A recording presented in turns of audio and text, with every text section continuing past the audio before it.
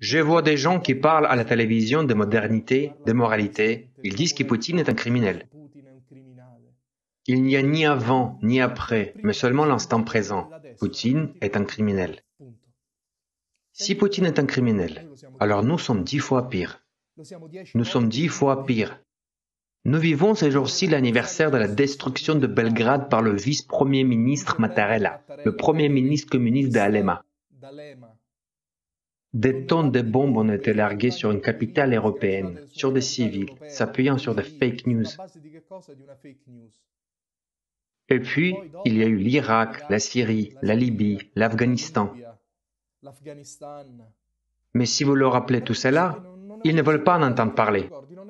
Si Poutine est un criminel, alors Bush père, Bush fils, Obama, Blair, Clinton, Mattarella sont des criminels. Il faut le dire. Les nations et les puissances font ce qu'elles ont à faire.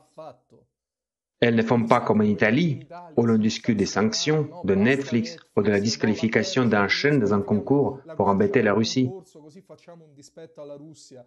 Quelqu'un a même suggéré de baisser le chauffage à 18 degrés. C'est un monde de fous où l'on a perdu le contact avec la réalité. Toutes les chaînes de télé m'appellent. Je leur envoie des interviews de 12 heures et ils en publient 30 secondes. Ils me demandent un reportage exclusif sur un séjour de 2 jours à Mariupol, puis ils ne le publient pas. Et qui peut-on voir lors de ces émissions? Des gens qui y vont pour n'y parler de rien et qui essayent d'être équidistants. Ils sont formidables. Ils sont utilisés comme sparring partners pour ne pas se faire de mal.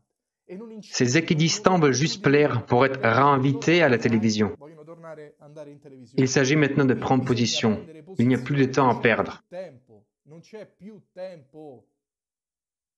Vous devez choisir de rester avec l'OTAN ou d'être contre l'OTAN.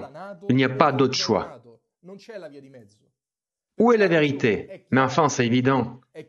Ils ont décidé de dévorer la Russie. Mais l'os est bien trop coriace.